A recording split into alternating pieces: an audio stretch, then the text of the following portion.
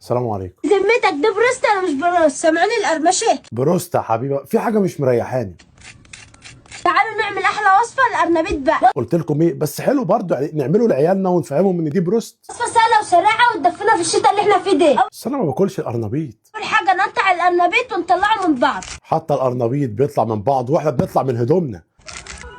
وفي ميه بتغلي على النار نحط نطره ملح ونطره كمون بقى. مش ممكن اشيل القرنبيط واحط مكرونه لسان عصفور؟ ننزل بالقرنبيط بعد ما غسلناه كويس. انا عندي اقتناع، بس يا رب تفهموني، انا مقتنع ان القرنبيط ده كاني باكل سفنج.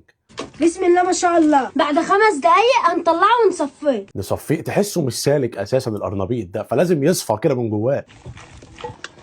ودلوقتي هنحضر خلطه القرنبيط بقى. هو القرنبيط بقى ليه خلطه؟ انا لسه عند خلطه المحشي. اول حاجه هننزل بالدقيق عندنا. وعليهم معلقتين نشا بقى. برضو عندنا. ونص معلقه بابريكا بقى. عندنا بابريكا بقى. ايه بابريكا ده؟ بابريكا عندنا صح اهو. حاجه تانية ما تلخفناش يا حبيبي، احنا مركزين في الطبخ خلقه. نص معلقه كركم ونطره كمون بقى. نطره كزبره ناشفه. عندنا ال3 نطرات دول ولا لا؟ ما بوظليش الطبخه. وفلفل اسمر بقى. خساره، عندي فلفل اسود. نطره ملح ابيض بقى. ونقلب كل المكونات في بعضها. كل ده موجود ونقلبه وكله شغال. دلوقتي هناخد نص الخليط ونسيب النص التاني. ايوه، هي دي بقى اللي ايه، النصاحه اللي هي الفطنه. مش انت فاهمني؟ هنحط على النص اللي معانا 3 بيضات. يا حبيبي ايه دول وجبه دول، ده احنا بنتغدى بيهم. وقلم بقدونس متقطع صغير. ركزي الله يبارك لك، عشان البقدونس لو كان كبير الطبخه من اولها لاخرها بقت حاجه تانية، بقت قرنبيط بالزبده. وقلم فصين توم مفرومين. مش عارف عندي توم ولا لا، بقى استلف من الجيران. اخر حاجه هننزل بكوبايه لبن. واحنا بنعمل كيكه ولا ايه يا حبيبه؟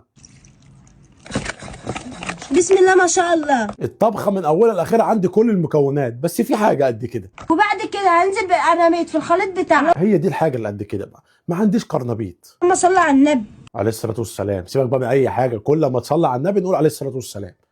وناخدها وننزل في الدقيق. والله شكلنا بنعمل قطايف ولا ايه، عشان داخلين على رمضان.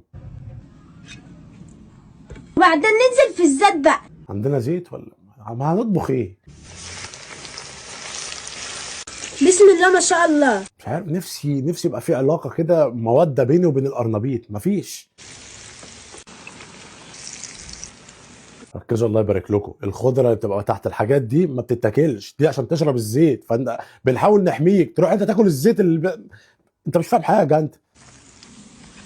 بسم الله ما شاء الله. سامعوني القرمشه؟ بلاش يا حبيبه، عشان انا كان في حد كده كل شويه ماسك لي يقول لي الخرمشه ما بتتخرمش وبتاع، وكان مزاول هاني فود دايما.